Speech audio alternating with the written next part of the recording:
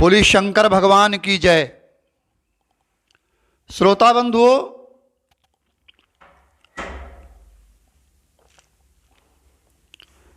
ये कार्तिक मास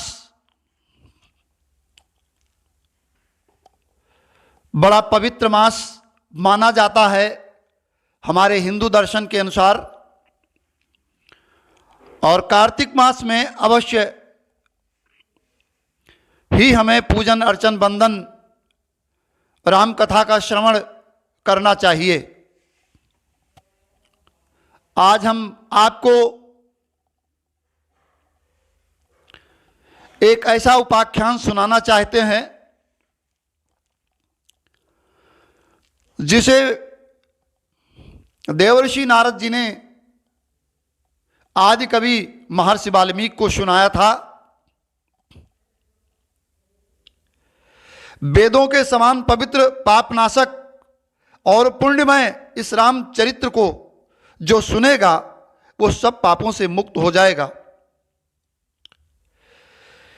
ये प्रभु श्री रामचरित्र नारद, देवर्षि नारद और महर्षि वाल्मीकि जी का संवाद, आयु बढ़ाने वाला,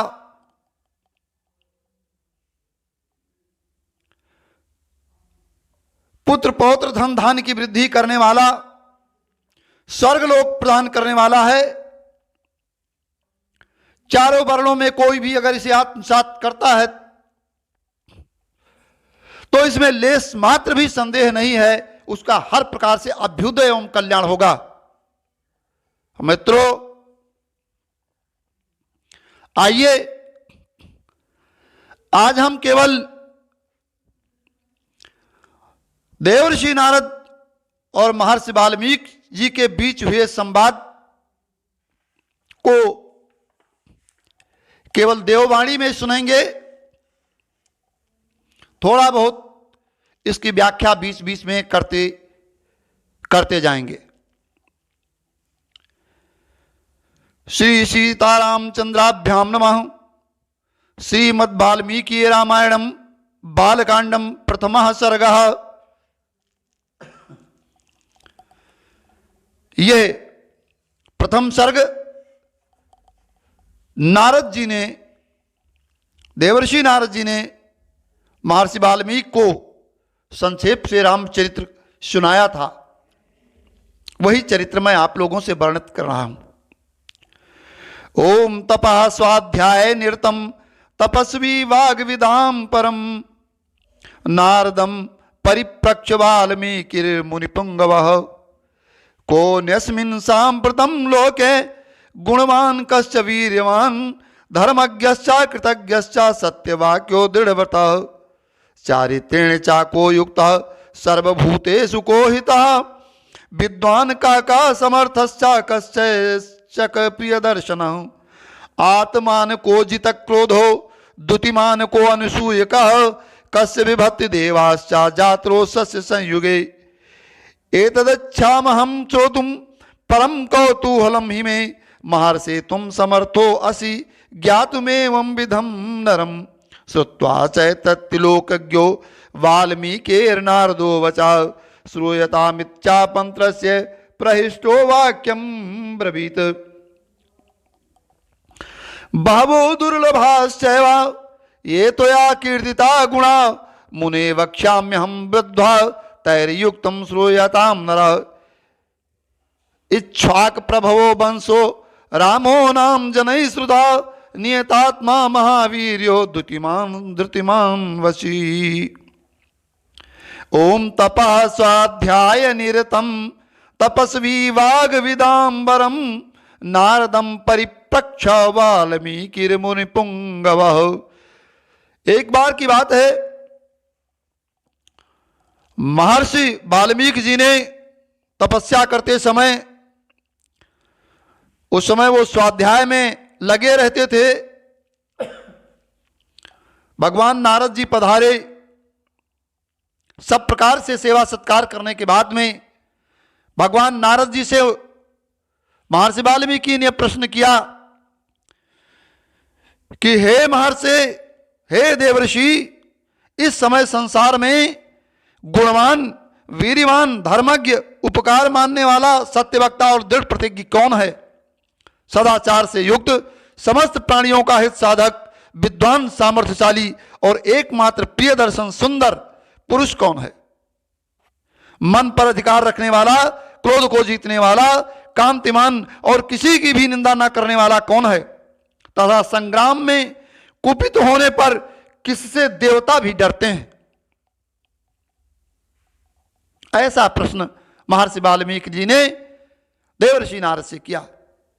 तो देवर्षि नारद जी ने कहा कि हे महर्षि, इस समय इक्ष्वाकु प्रभवो, इक्ष्वाक वंश प्रभवो, रामो नाम जनैः श्रुतः, नियतात्मा महावीर्यो, द्युतिमान धृतिमान वशी, बुद्धिमान नीतिमान वाग्मी, श्रीमान शत्रु निवर्हणा, विपुलांशो महाबाहु, कंबग्रीवो महाहनु, महोरस्को महेश्वासो, गूढ़ जत्रुरंदमः, आजान बाहु सुशिरा, शूललाटा सुविक्रम, समाः संविभाक्तांग, स्निग्ध वर्णा प्रतापवान, पीन वक्षा विशालाक्षो, लक्ष्मी वासुभ लक्षण, धर्मज्ञा सत्यसंधश्च, प्रजानां च हिते रता, यशस्वी ज्ञान संपन्ना, सुशिरवस्य समाधिमान। नारद जी कहते हैं कि हे वाल्मीकि जी, आपने बड़ा सुंदर प्रश्न किया और आपके प्रश्न का उत्तर भी बहुत सुंदर है। इससे सुंदर कुछ भी सुंदर नहीं हो सकता। यह सब सुंदरों में सुंदर है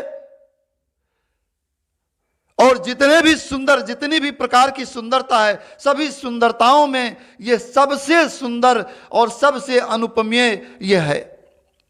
इक्ष्वाकु, महाराज इक्ष्वाकु के वंश में उत्पन्न हुए इस समय एक ऐसे पुरुष हैं जो लोगों में राम नाम से विख्यात हैं।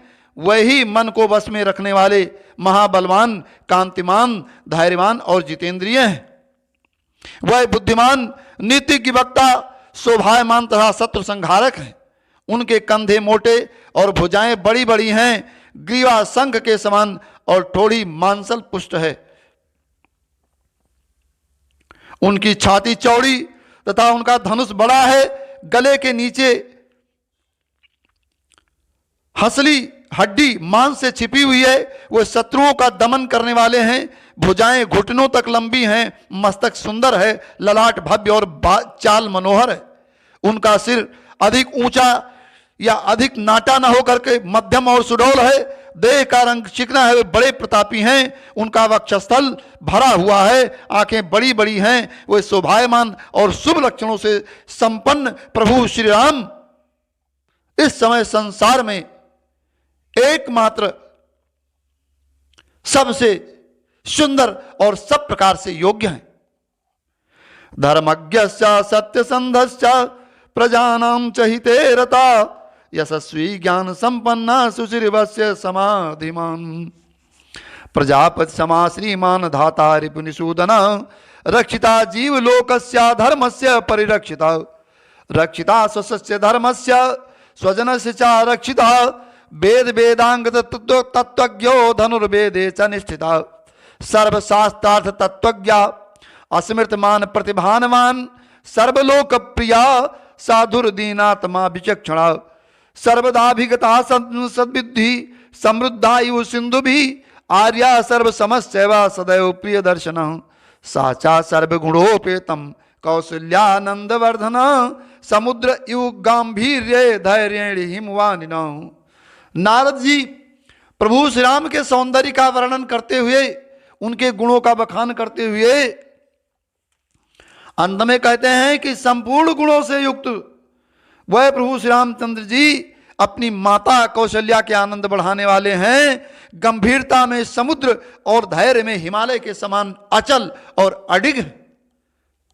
वह हर प्रकार से अपने धर्म का और अपने जनों का पालनहार हैं, वेद वेदांगों के तत्ववेत्ता और धनुर्वेद में प्रवीण हैं। वह उदार विचार वाले, उदार हृदय वाले, बातचीत करने में चतुरता समस्त लोकों में प्रिय है।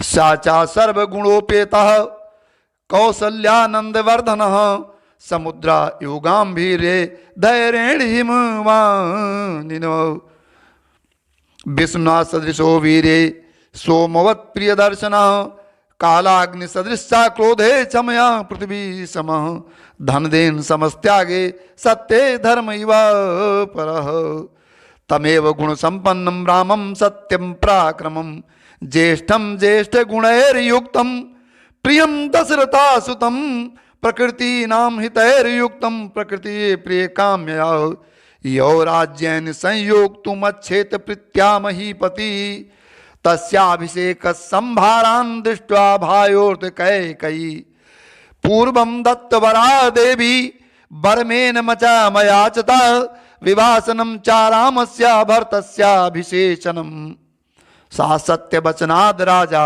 धर्मपाशेन संयता विवासयामासा सुतं रामं दशरथ प्रियं सा जगाम वनं वीर प्रतिज्ञामनुपालयन् पृथुवचन निर्देशात् कैकेय्या प्रिय कारणात् तम व्रजन्तं प्रियो भ्राता लक्ष्मणो अनुजुगामः स्नेहाद् विनय संपन्ना सुमित्रा नंदवर्धनः भ्रातरं दयितो भ्रातु सौभात्रमनुदर्शनन् रामस्य दयिता भार्यां नित्यं प्राण समाहिता।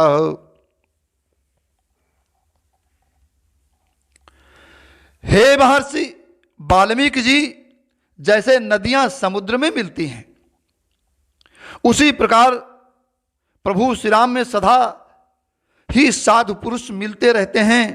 भगवान राम में अपने को मिलाते रहते हैं, समागम करते रहते हैं। वह आर्य सब में समान भाव रखने वाले हैं। उनका दर्शन सदा ही प्रिय मालूम होता है। श्रोता बंधुओं, श्री रामचरितमानस का आप लोग अवगाहन करते हैं। उसमें गोस्वामी बाबा ने क्या लिखा कि राम ही केवल प्रेम प्यारा, राम ही केवल प्रेम प्यारा, जानी ले हूँ सो जान निहारा। तो भगवान राम को केवल प्रेम प्यारा है, और जिस किसी ने भी प्रभु श्री राम से अपना साक्षात्कार किया, भगवान राम के श्री चरणों में अपने मन को लगाया, उससे अपने को जोड़ा, प्रभु ने उसको अपना लिया। ये जग विदित है, पूरी दुनिया इस बात को जानती है। नारद जी आगे कहते हैं कि वह विष्णु भगवान के समान बलवान हैं, उनका दर्शन चंद्रमा के समान मनोहर प्रतीत होता है। वह क्रोध में कालाग्नि के समान और क्षमा में पृथ्वी के सदृश हैं, त्याग में कुबेर और सत्य में द्वितीय धर्मराज के समान हैं। इस प्रकार उत्तम गुणों से युक्त और सत्य पराक्रम वाले सद्गुणशाली अपने प्रियतम ज्येष्ठ पुत्र को, जो प्रजा के हित में संलग्न रहने वाले थे, प्रजावर्ग का हित करने की इच्छा से महाराज चक्रवर्ती सम्राट राजा दशरथ ने प्रेम बस युवराज पद पर उनका अभिषेक करना चाहा। उस समय राज्याभिषेक की तैयारियों को देखकर रानी कैकेयी ने, जिन्हें राजा दशरथ ने, महाराज दशरथ ने पहले ही 2 वरदान दिया था, उनमें से उन दोनों वरदान का इस्तेमाल उन्होंने कभी नहीं किया था। राजा के पास धरोहर रख छोड़ा था। अपनी एक कुटिल दासी के कहने के अनुसार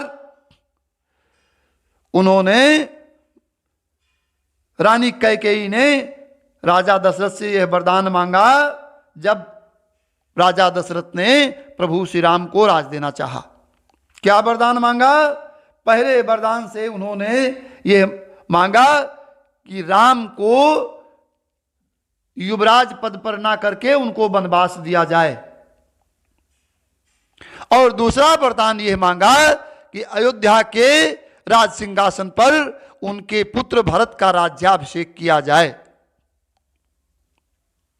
ये कोई नई बात नहीं मित्र, आप सभी श्रोता बंधु समझते हैं। लेकिन वाल्मीकि रामायण में सबसे पहले यह कथा आती है, जिस कथा को देवर्षि नारद जी के द्वारा महर्षि वाल्मीकि ने श्रवण किया। सा सत्यवचनाद राजा धर्मपासेन संहिता विभाषयामासा सुतम रामम दशरथा प्रियम सा जगाम वनम वीरम प्रतिज्ञामनुपालयन् पृथुवचन निर्देशात् कैकेय्या प्रिय कारणात् तम व्रजंतम प्रियो भ्राता लक्ष्मणो अनुजगामः स्नेहाद् विनय संपन्ना सुमित्रानंद वर्धना भ्रातरम दयितो भ्रातु सौभ्रातमनुदर्शनन् रामस्य दयिता भार्यां नित्यं प्राण समाहिता जनकस्य कुले जाता देवमाएव निर्मिता सर्वलक्षण संपन्ना नारीणाम उत्तमा वधू सीताम्यपनुगता सीताप्यनुगता रामम शशिनम रोहिणी यथा पौरेर अनुगतो दूरम पित्रा दर्शथेन चा श्रृंगवेर पुरे सूतम गंगा कुले विसर्जयत गुहमासाद्य धर्मात्मा निषादाधिपतिम प्रियम गुहेन सहितो रामो लक्ष्मणेन चा सीतया ते बनेन वनम गत्वा नदीस्तीर्वाम बहूदका। नारद जी कहते हैं, देवर्षि नारद जी आगे कहते हैं कि हे प्रिय वाल्मीकि जी, जब रानी ने ऐसा वरदान मांगा तो प्रभु श्री राम अपने पिता के वचनों को सत्य करने के लिए धर्म बंधन में बंध करके, और महाराज चक्रवर्ती सम्राट राजा दशरथ ने भी धर्म बंधन में धर्म न दूसर सत्य समाना धर्म न दूसर सत्य समाना वेद पुराण विदित जग जाना। इसलिए अपनी वाणी को सत्य रखने के लिए महाराज चक्रवर्ती सम्राट राजा दशरथ ने प्रभु श्री राम को वनवास दिया, और उन्होंने सहर्ष इस वनवास को सिरोधार्य कर जंगल की यात्रा की। उनके साथ में उनके भाई लक्ष्मण, श्री लक्ष्मण जी और उनकी सहधर्मिणी जो महाराज जनक की कन्या थी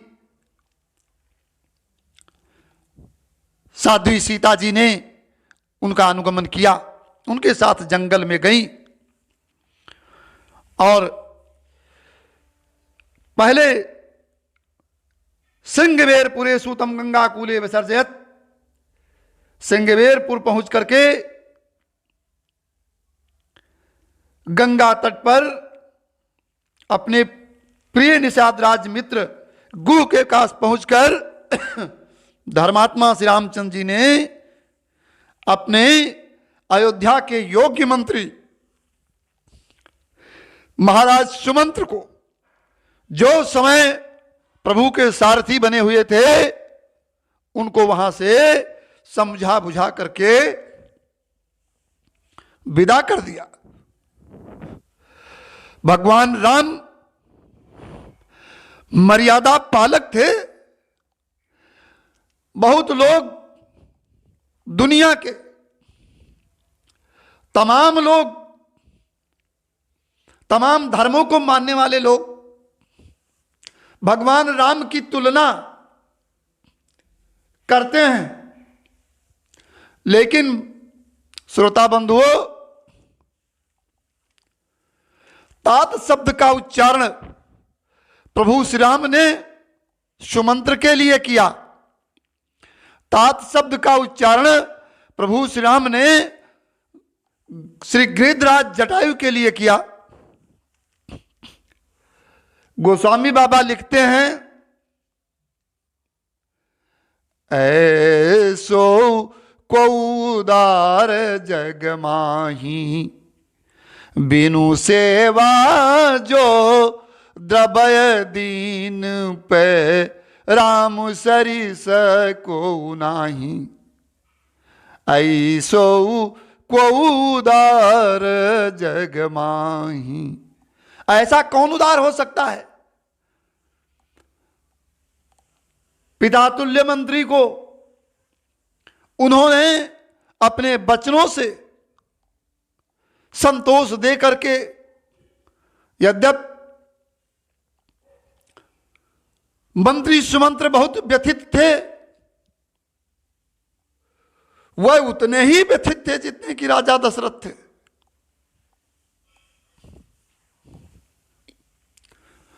और उस व्यथा को अपने सीने के अंदर उन्होंने दफन करके अयोध्या साम्राज्य की हर प्रकार से उन्नत चाहने वाले महाराज सुमंत्र बड़े खिन्न मन से प्रभु श्री राम से उन्होंने विदा लिया, अयोध्या के लिए प्रस्थान किया। गुहेन सहितो रामो लक्ष्मणेन च सीतया ते बनेन वनम गत्वा नदीस्तीर्वाम बहूदका चित्रकूट मनुप्राप्य भरद्वाज शासनात् रम्यावावसतम कृत्वा रममाला वने त्रया देवगंधर्व संकास्तत्र ते नसन सुखम चित्रकूटम गते रामे पुत्र शोकातुरस्तदा राजा दशरथा स्वर्गा जगाम विलपन सुतम। उधर भगवान चित्रकूट में पहुंचते हैं, इधर मंत्री सुमंत्र अयोध्या पहुंचते हैं, भगवान राम का संदेश सुनाते हैं और राम राम कही राम कही राम राम हा राम तनु परिहरि रघुबर बिरहा राव गयो सुरधाम। और इधर महाराज दशरथ जी परम धाम की यात्रा करते हैं। मित्रों,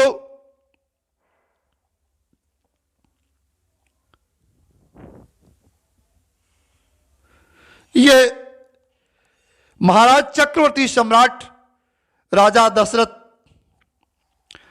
भगवान राम का संदेश पाने के उपरांत वह एक क्षण भी नहीं देरी किए और महाप्रयाण की यात्रा पर चल पड़े। भगवान राम का नाम ले लेकर के वे स्वर्गगामी हुए। गते तू तस्मिन भरतो वशिष्ठ प्रमुखैर द्विजयी नियुज्यमानो राज आए नय छेद राजम महाबला साजगाम वनम वीरो राम प्राद प्रसाद कह गत्वा तु सा महात्मानम राम सत्य पराक्रमम अयाचत भ्रातरम राम भार्य भाव पुरस्कृत त्वमेव राजा धर्मज्ञा इति रामम वच्चो ब्रवीत रामो अपि परमोदारा सुमुखा सुमहायसा नाचैच्छत् पितुरादेशा राम राज्यम रामो महाबला चादुके चासि राज्याय न्यासम दत्त्वा पुनः पुनः निवर्तयामासा ततो भर्तम भर्ताग्रजा सा काम मनस्वाप्यैव राम पादावुपस्पृशन् नंदिग्रामे करोद राज्यम रामागमन कांक्षया भगते तु भरते श्रीमान सत्यसंधो जितेन्द्रिया रामस्तु पुनरालाक्षा नागरस्य जन्मस्य च तत्रागमन में काग्रो दंडकान प्रवेशः प्रवेशितो महारण्यो रामो राजीव लोचना विराधम राक्षसम हत्वा सर्वंगम ददर्शः। श्रोता बंधुओं,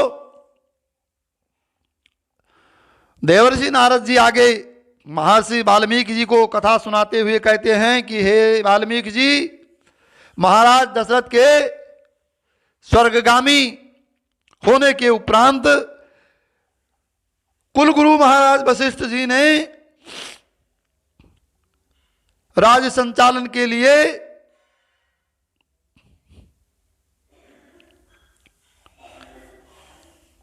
ननिहाल में जो राजा महाराज भरत थे उनको बुलाया, राज सिंहासन देना चाहा, उनको अभिषेक करना चाहा, लेकिन महाराज भरत ने राज्य को नहीं ग्रहण किया।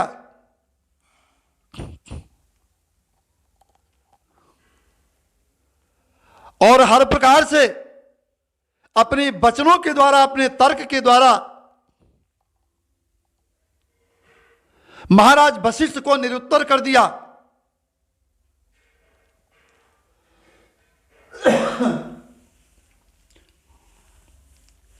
भारत गोस्वामी बाबा जी ने बड़ा ही सुंदर वर्णन किया है। भारत जिस समय महाराज भरत और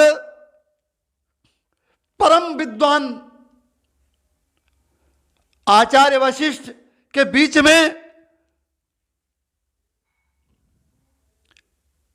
वार्तालाप चल रहा था, गोस्वामी बाबा लिखते हैं कि महाराज भरत,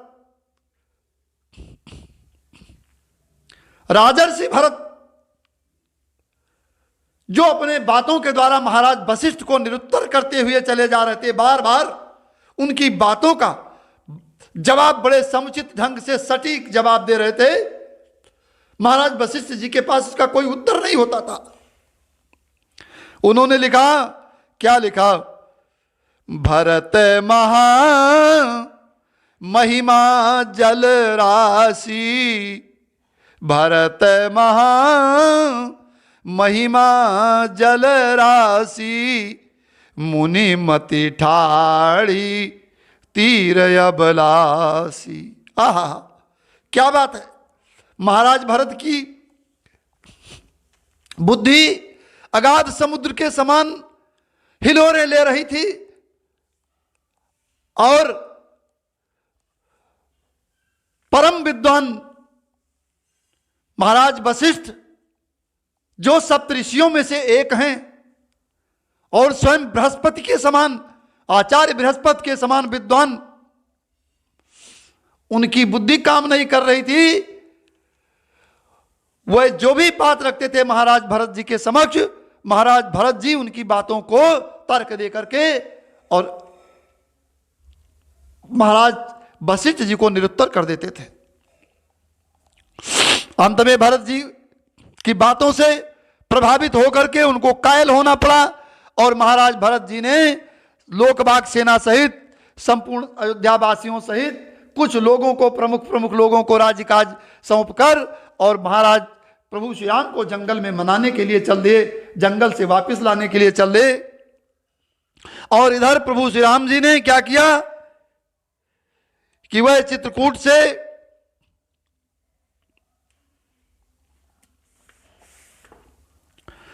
महाराज निषाद राज गुह को साथ में लेकर के लक्ष्मण और सीता के साथ प्रभु श्री राम ये एक वन से दूसरे वन में गए। मार्ग में बहुत जलों वाली अनेक नदियों को पार करके महाराज भरद्वाज जी के आश्रम पर पहुंचे और गुह को वहीं छोड़ दिया। भरद्वाज मुनि की आज्ञा से वह चित्रकूट पर्वत पर गए। वहां से वह तीनों देवता गंधर्वों के समान वन में नाना प्रकार की लीलाएं करते हुए एक रमणीय पर्णकुटी बनाकर उसमें सानंद रहने लगे। चित्रकूटम गते रामे पुत्र शोकातुरस्ता राजा दस्ता स्वर्गा जगाम विलिपन सुतम।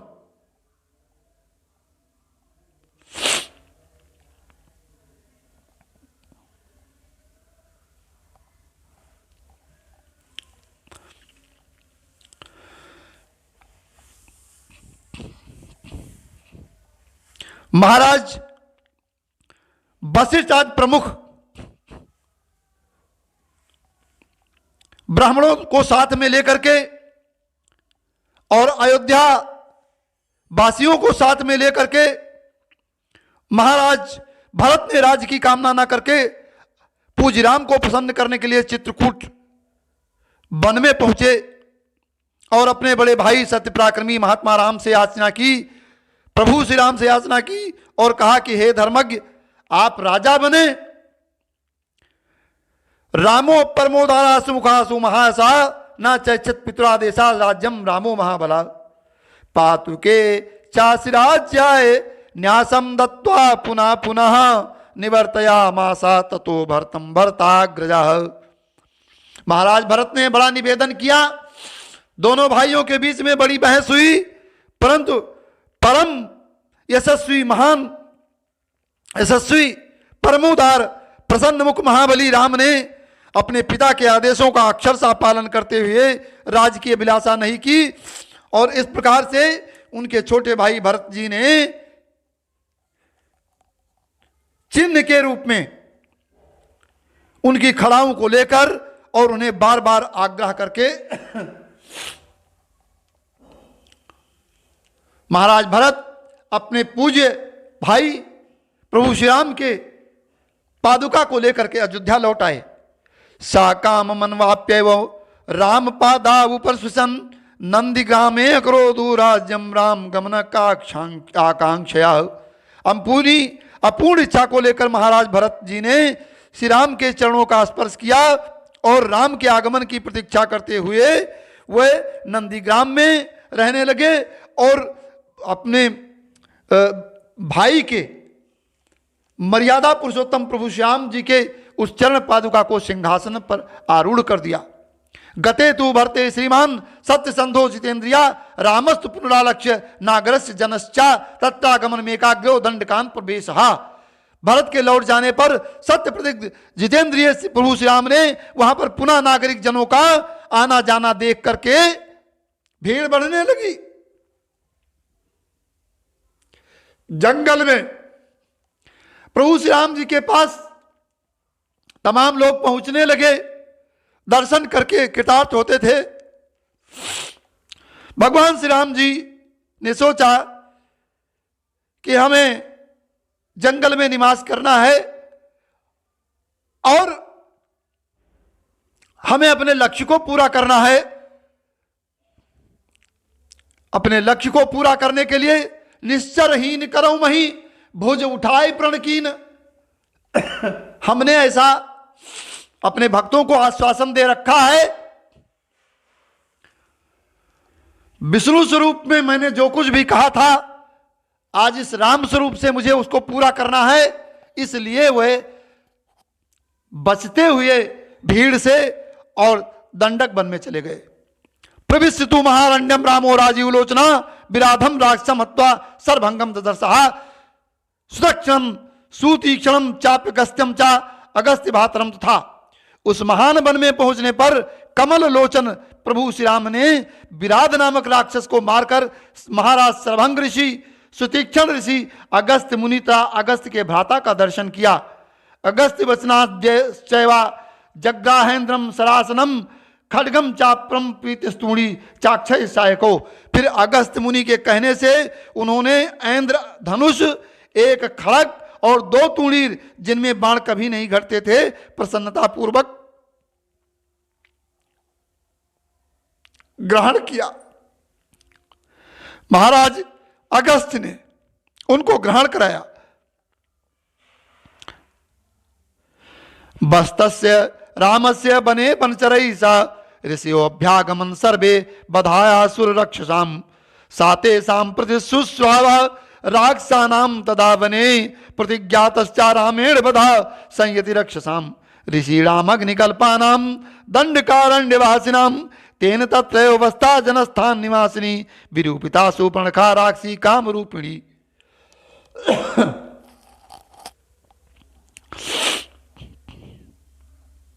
महाराज प्रभु श्री राम ने वहां रह करके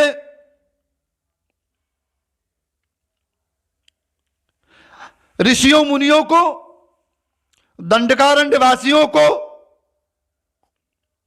यह वचन दिया कि इस दंडकारण्य में जितने भी राक्षस दुष्ट उत्पात मचाते हैं उनका मैं वध अवश्य करूंगा। गोस्वामी बाबा लिखते हैं भुज उठाए प्रणकीन निश्चरहीन करऊं मही भुज उठाई प्रणकीन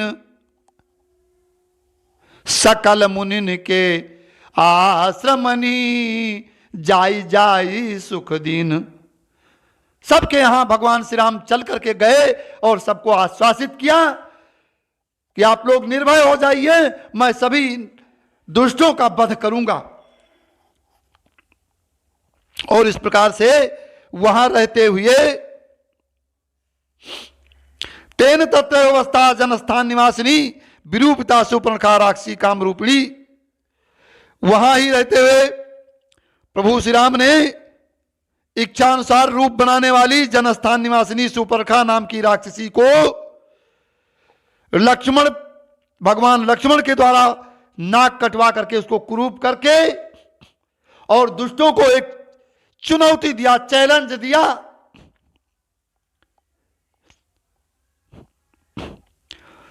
तथा सुपर्णखा वाक्या द्विजुक्तान सर्वराक्षसान खरम त्रिशतम चैवम दूषणम चैव राक्षसम निजघान रणे रामस्तेषाम चैव पदानुगान बने तस्मिन् निमस्ता जनस्थान निवासिनीम रक्षाम निहन्यता नसन सहस्त्राणि चतुर्दशा। इस प्रकार से सुपर्णखा कटे हुए नाक को लेकर के जब खरदूषण के पास में गई, खरदूषण सेना सजा करके प्रभु श्री राम से युद्ध करने के लिए आए। भगवान राम ने खरदूषण और त्रिशरा को युद्ध में मार डाला और उस जंगल में निवास करते हुए उन्होंने जनस्थान निवासी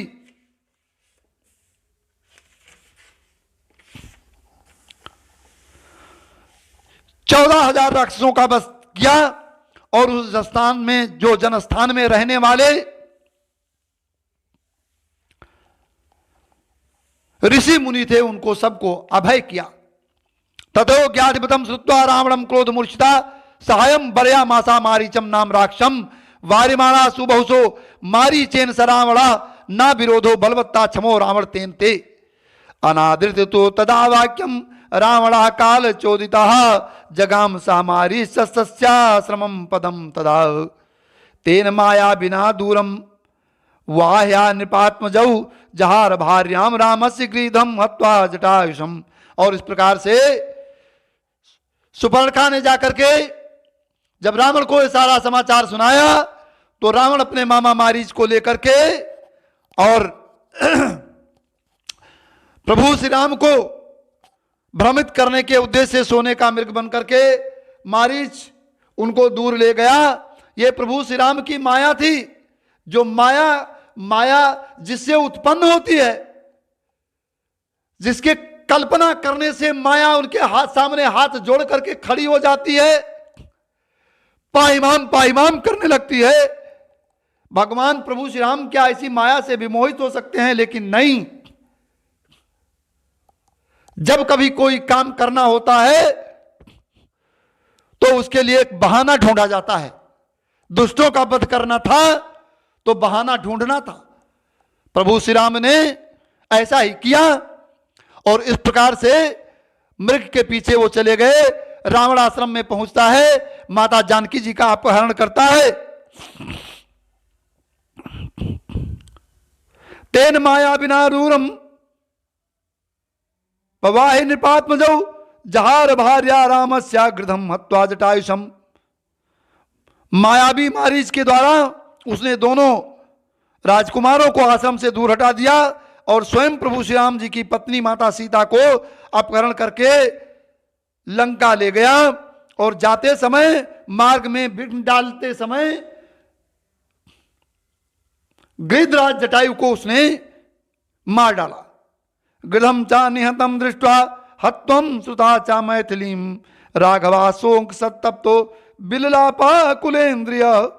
तत्पश्चात जटायु को आहत देखकर और उसी के मुख से सीता हरण का समाचार सुनकर रामचंद्र जी ने, प्रभु श्री रामचंद्र जी ने शोक से पीड़ित होकर विलाप किया। लेकिन यह सब उन्होंने तीनों लोगों, ये मानवीय लीला थी, मनुष्य लीला थी। ऐसा ना समझा जाए कि उन्होंने विलाप किया। माता सीता जी स्वयं आदिशक्ति मां भगवती जगदम्बा थी, जिनके केवल देखने मात्र से रावण भस्म हो सकता था।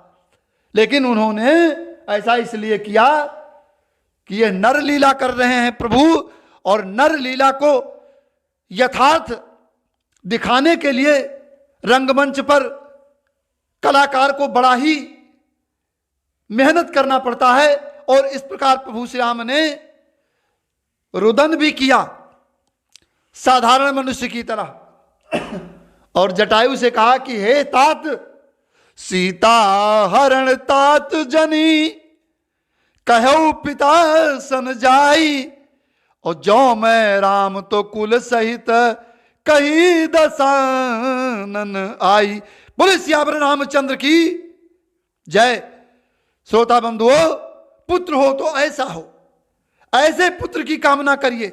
आप सभी लोगों के पुत्र ऐसे ही हैं और हो सकते हैं, लेकिन उनका निर्माण, उनका चरित्र निर्माण, उनको राम जैसा बनाने के लिए हमें भी बड़ी मशक्कत और मेहनत करनी पड़ेगी। मित्रों, इस समय कलिकाल में अच्छे पुत्र की कामना तो सभी लोग करते हैं, लेकिन पुत्र के समक्ष अच्छा आचरण उपस्थित करना सबके बस की बात नहीं होती। इसलिए जब हम स्वयं अच्छा आचरण करेंगे तो हमारा पुत्र भी अच्छा आचरण करेगा। इस बात को ध्यान में रख करके मित्रों, अपने पुत्रों को प्रभु श्री राम जैसा बनाओ।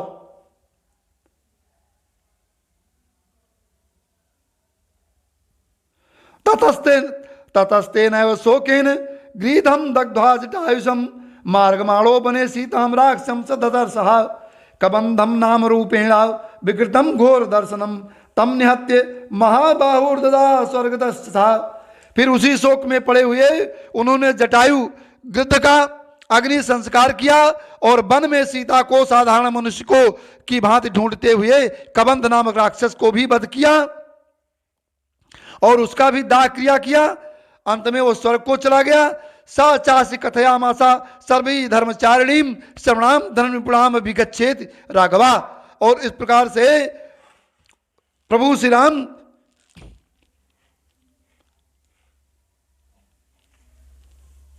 सबरी के आश्रम में पहुंचे और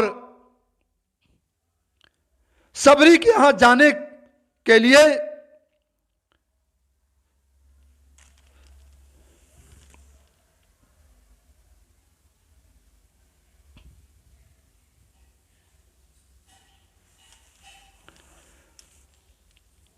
उस राक्षस ने ही प्रभु श्री राम से सबरी का पता बताया और कहा कि हे रघुनंदन, आप धर्मपरायणा सन्यासिनी सबरी के आश्रम पर जरूर जाइएगा। सो अभ्यगच्छन महातेजा सबरीम शत्रुसूदना, सबरियाम पूजता सम्यक रामो दशरथात्मजा, पंपा तीरे हनुमता संगतो वानरेण हनुमत वचनाश्चैव सुग्रीवेण समागतः। शत्रुहंता महान तेजस्वी दशरथ कुमार राम सबरी के यहां गए और सबरी के द्वारा भली भांति पूजित होने पर सबरी का हर प्रकार से प्रभु ने सम्मान स्वागत सत्कार करके और सबरी उन्हीं के सामने प्रभु श्री राम के सामने अग्नि जला करके और वैकुंठ यात्रा करती है। और इस प्रकार से भगवान श्री राम पंपा तीर पहुंचते हैं। पंपा सरोवर के समक्ष जो जहां पर श्री हनुमान जी सुग्रीव की मदद के लिए हैं और पंपा के सर के तट पर हनुमान जी से उनकी मुलाकात हुई और उनके कहने से उन्होंने सुग्रीव से अपनी मित्रता बढ़ाई।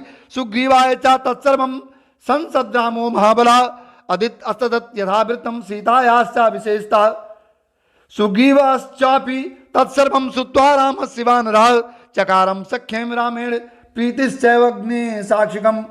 और इस प्रकार से श्री हनुमान जी ने अग्नि को साक्षी मान करके और सुग्रीव और प्रभु श्याम की मित्रता करवा दी।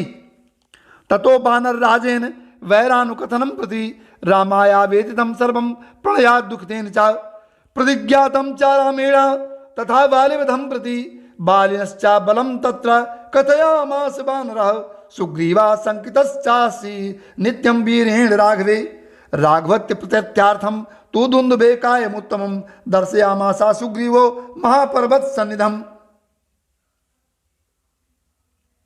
उसमित्वा महाबाहु प्रेक्ष चास्ति महाबला, पादांगुष्ठेन चिक्षेपा संपूर्णम दशयोजनम, बिभेत्या पुनस्तालान सप्तैकेन महेशुणा, गिरिमृषातलम चैव जनयन प्रत्ययम तदा तथा प्रीतिमनास्तेन विश्वस्ता सा महाकपि, किष्किंधाम राम सहितो जगाम चा गुहाम तथा। ततो अगर्जद वरिवरा सुग्रीवो हेम पिंगला तेन्नादेन माता निर्जगाम हरीश्वरा अनुमान्य तदातारम सुग्रीवा समागता निजगान चा तत्रेणम सरे रयकेन राघवा तथा सुग्रीव वचना दत्वा बालिन माहवे सुग्रीमेव तथा राज्ये राघवा प्रतिपादयत। श्रोता बंधुओं, सुग्रीव से मित्रता होने पर प्रभु श्री राम ने सुग्रीव से उसका कुशल क्षेम पूछा। सुग्रीव ने अपनी सारी व्यथा बतलाई। उन्होंने बतलाया अपने भाई से जो विवाद उनका था, महाराज सुग्रीव ने मर्यादा पुरुषोत्तम प्रभु श्याम से रोते हुए प्रकट किया। भगवान श्री राम ने कहा कि हे भाई, मत दुखी हो। गोस्वामी बाबा लिखते हैं कि मैं एक ही बाण से उस बालिका वध कर डालूंगा। सुग्रीव को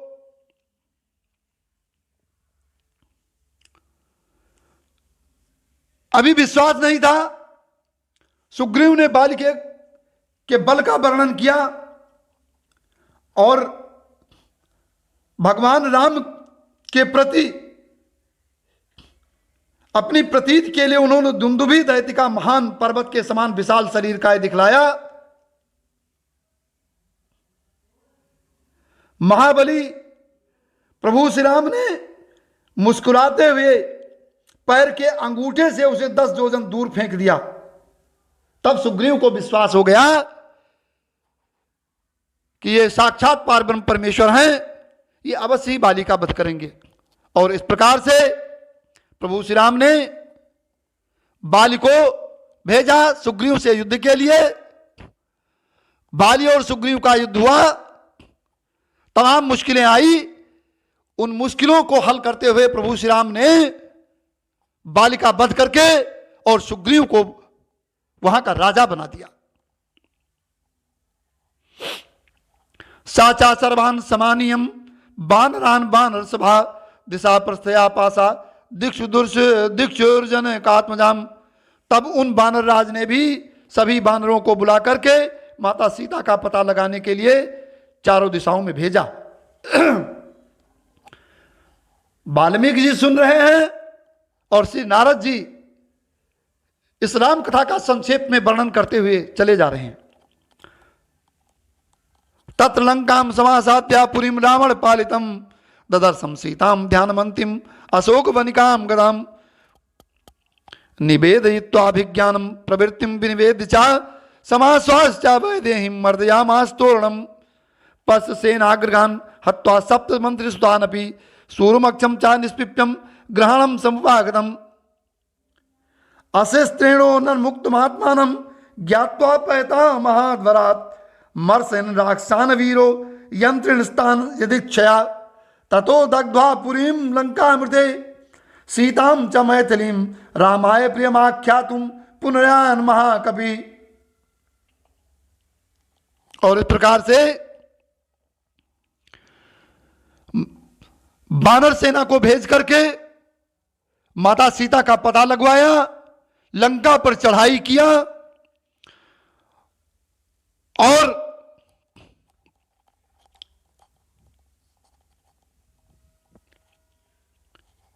लंका पर चढ़ाई करने के बाद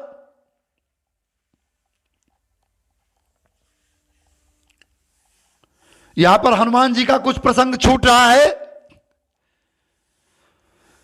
रावण पालित उस लंकापुरी में प्रभु श्री हनुमंत लाल जी महाराज गए। अशोक वाटिका में पहुंच करके माता सीता का पता लगाया, भगवान राम की मुद्रिका दिया, उनको धैर्य बंधाया, रावण के सेनापतियों सहित उसके वीर पुत्र अक्षय कुमार का भी वध कर दिया। जानबूझ करके पकड़े भी गए।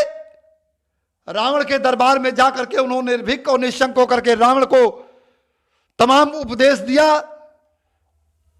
और फिर अंत में पूरी लंकापुरी को जला करके और माता सीता का आशीर्वाद प्राप्त करके वह फिर लंका से लौट आए। सो अभिगम्य महात्मानम कृत्वा रामम प्रदक्षिणम नवेदयत में आत्मा दृष्टवासी ते तत्वता।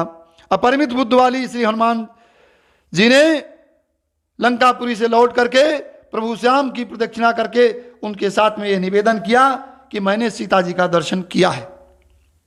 तथा सुग्रीव सहितो गत्वा तीरम महोदधे समुद्रम क्षोभयामासा शरीरादित्य सन्निभै दर्शयामासा चात्मानम समुद्रा सरिताम पति समुद्र वचनाश्चैवानलम सेतुमकारयत।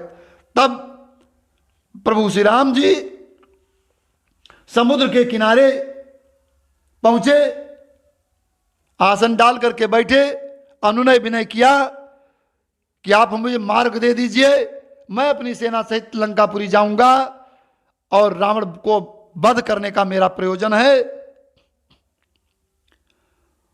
तो उस समय समुद्र के और प्रभु श्याम जी के वार्ता के अनुसार समुद्र पर पुल बांधा गया और पुल बांधने के उपरांत समस्त सेना वहां पर प्रभु भगवान शंकर की स्थापना की गई। सेतु बंधु रामेश्वरम की स्थापना के उपरांत प्रभु श्री राम ने भगवान भोलेनाथ के आदेशानुसार लंका में प्रवेश किया। तेन गत्वाम पुरी लंकाम हत्वा रावण माहवे रामा सीता मनुप्रापि पराम व्रीडा मुपागता गमत। उसी पुल से लंकापुरी में जाकर के प्रभु श्री राम ने रावण को मारा और फिर सीता जी के मिलने पर राम को बड़ी ग्लानि पैदा हुई। तामवाज ततो रामा परसम जन संसदी अमृष्यमाणा सा सीता विवेशम ज्वलनम सदी। तब भरी सभा में सीता जी के प्रति उन्होंने कुछ मर्मभेदी वचन कहा। उनकी बात को ना सह सकने के कारण माता सीता अग्नि में प्रवेश कर गई। ततो अग्नि वचनात् सीताम ज्ञात्वा विगत कलमास कर्मणा तेन महताम त्रैलोक्यम साचराचरम सा देवर्षि गणम तुष्टम राघवस्य महात्मनाम। इसके बाद अग्नि के कहने पर उन्होंने माता सीता को निष्कलंक माना। महात्मा रामचंद्र जी के इस महान कर्म से देवता और ऋषियों सहित चराचर त्रिभुवन संतुष्ट हो गया। बभौ रामा संप्रहिष्टा पूजिता सर्वदेवतई अभिषच्य लंकायाम राक्षसेन्द्रम विभीषणम कृतकृतस्य तदा रामो विज्वला प्रमुबोधः। फिर सभी देवताओं से पूजित होकर प्रभु श्री राम प्रसन्न होकर राक्षस राज विभीषण को लंका का राजा बनाकर और निश्चिंत होकर अब उनके आनंद का कोई ठिकाना नहीं रहा, क्योंकि उन्होंने जो वचन विभीषण को दिया था उसका अक्षरशः उन्होंने पालन किया। देवताभ्यो वरम प्राप्य समुत्थात च बानरान अयोध्याम प्रस्थितो रामा पुष्केण सुहृद वृता। इस प्रकार से प्रभु श्री राम जी ने पुष्पक विमान पर समस्त देवताओं से वर प्राप्त करके और समस्त वानरी सेना के सहित अयोध्यापुरी की तरफ प्रस्थान किया। भारद्वाजाश्रमं गत्वा रामा सत्य पराक्रम भरतस्यांतिके रामो हनुमंतम व्यसर्जेत।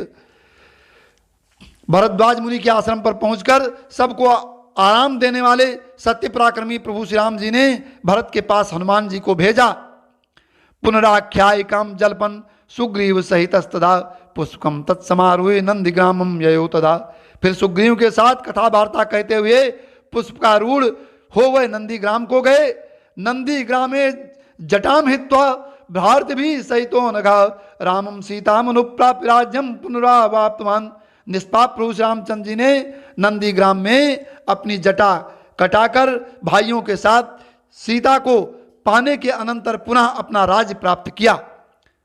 प्रहिष्ट मुदितो लोकस्तुष्टा पुष्टा सुधार्मिका निरामयो ह्यारोगश्चा दुर्भिक्ष भयवर्जिता न पुत्रमरणम केचित द्रक्षन्ति पुरुषाच क्वचित नार्श्चवा विधवा वित्यम भविष्यन्ति प्रतिपदा।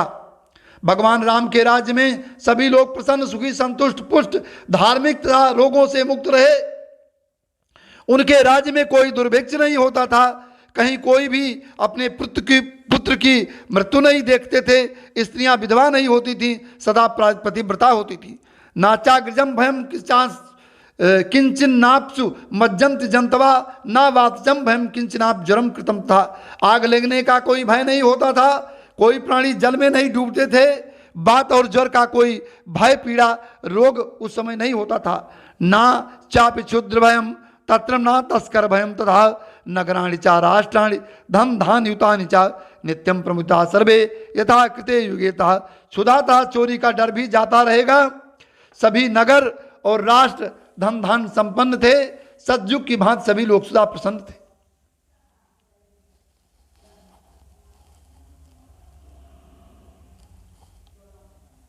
इस प्रकार से अश्वमेध सतैरिष्टा तथा बहु सुवर्ण कई गवाम कोटि युधम दत्वा विद्वद्भ्यो विदपूर्वकम असंख्येन धनम दत्वा ब्राह्मणेभ्यः मायसा राजवंशाश्चत गुणान स्थापिष्य तिराघव चातुर्वण्यम चालोके अस्मिन् स्वय स्वय धर्मे निमोक्षित।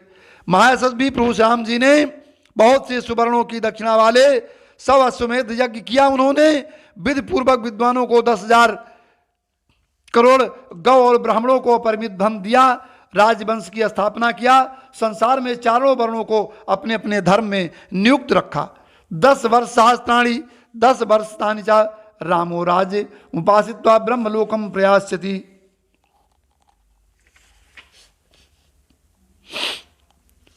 इदम पवित्रम पापघ्नम पुण्यम वेदैश्च संहितम या पठेद रामचरितम सर्व पापै प्रमुच्यते। फिर 11,000 वर्षों तक राज करने के अनंतर प्रभु श्री रामचंद्र जी अपने परम धाम को पधारे।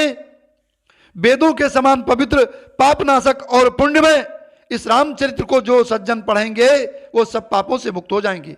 एतदाख्यानम आयुष्यम पठनम रामायणम नरा सपुत्र पौत्रा सगणा प्रेत्या स्वर्गे महीयते। आयु बढ़ाने वाली इस रामायण कथा को पढ़ने वाला सुनने वाला मनुष्य मृत्यु के अनंतर पुत्र पौत्र तथा परिजन वर्ग के साथ ही स्वर्गलोक में प्रतिष्ठित होगा। पठन द्विजो वागृषभत्वमीयात स्यात् क्षत्रियो भूमिपतिस्त्वमीयात बाणिग जन फंड फलत्वमीयात जनशूद्रोपि महत्वमीयात। इसे ब्राह्मण पढ़ेगा तो विद्वान होगा, क्षत्रिय पढ़ेगा तो पृथ्वी का राज प्राप्त करके महान ऐश्वर्यशाली बनेगा, वैश्य को अपने व्यापार में लाभ होगा, और अगर शूद्र ही पढ़ता है तो उसे प्रतिष्ठा प्राप्त होगी। इस प्रकार से इस महर्षि वाल्मीकि और भगवान नारद के, देवर्षि नारद के इस उपाख्यान को, इस देवर्षि नारद के और महर्षि वाल्मीकि जी के बीच हुए इस संवाद को, इस राम कथा को जो कोई भी पढ़ेगा वो महान पुण्य और यश का भागी होगा, और इस लोक में सुख भोग करके अंत में जो है परलोक में भी उसे सुख की प्राप्ति होगी। बोले सियावर रामचंद्र की, बोलिए महाराज देवर्षि नारद भगवान की, बोलिए आदि कवि महर्षि वाल्मीकि की जय हो। श्रोता बंधुओं, इस रामायण पाठ का बड़ा ही महत्व है। यह आदि कवि वाल्मीकि जी द्वारा विरचित है। यह कथा उन्होंने देवर्षि नारद से हृदयंगम किया, और तदोपरांत उन्होंने इस कथा को अपने अनुसार श्लोकबद्ध करके विस्तार रूप से भगवान श्री राम जी के जीवन की एक एक झांकी उन्होंने प्रस्तुत किया। मित्रों, जो महानुभाव इसमें डूबकर प्रभु श्याम की भक्ति को आत्मसात करके इस रामायण का पाठ करेंगे, उनको अनंत पुण्य अनंत फल प्राप्त होगा। वैसे भी इसमें अलग अलग अध्यायों का अलग अलग महात्म है। बालकांड को आत्मसात करने पर व्यक्ति को